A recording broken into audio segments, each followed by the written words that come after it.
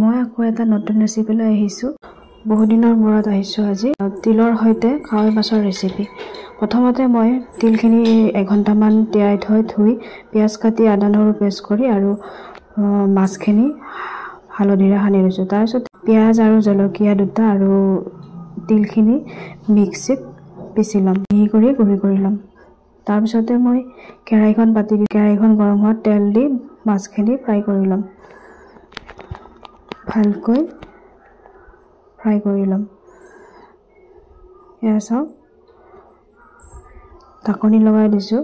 তাৰপিছত লুটিয়াই দিম। সেইফালৰখিনি ভজা গৈছে, নেক্সটখিনি লুটিয়াই দিম।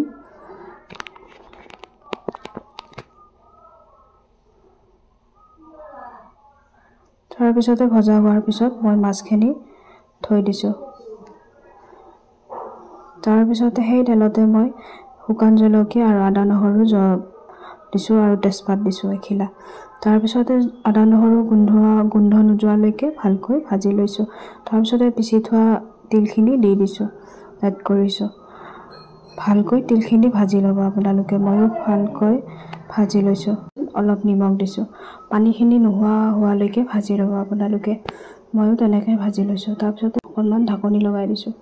তাৰপিছতে চাওকচোন ধুনীয়া কালাৰ হৈছে, তেলখিনি ওপৰত হৈছে। তাৰপিছতে মই অকণমান পানী এড কৰিছোঁ। মই ইয়াতে হালধি ব্যৱহাৰ কৰা নাই। তাৰপিছতে মই লৰাই দিছোঁ, ঢাকনিখন গুচাই এবাৰ লৰাই দিছোঁ। তাৰপিছতে পানী এড কৰিছোঁ 1 কাপ বা 2 কাপ। আপোনালোকে আপোনালোকৰ মতে এড কৰিব পানী। মই বেছি পনীয়া নকৰোঁ, গোটা কৰিম। তাৰপিছতে মাছখিনি মই এড কৰিলোঁ। ভাজি থোৱা মাছকেইপিচ দিলোঁ, দি ভালকৈ উতলিব দিছোঁ। 5-6 মিনিটমান মই ভালকৈ ঢাকনি লগাই থৈছিলোঁ। ফুল চিমত দিছোঁ। চাবচোন মই ৰেচিপিটো কেনেকুৱা বনাইছোঁ। আপোনালোকে এবাৰ ট্ৰাই কৰিব, খাবলৈ বহুত সোৱাদ হয়। এয়া চাওকচোন, মোৰ ৰেচিপিটো হৈ গ'ল। জনাবচোন কেনেকুৱা পালে। আজিলৈ বাই, থেংক ইউ ফৰ ৱাচিং।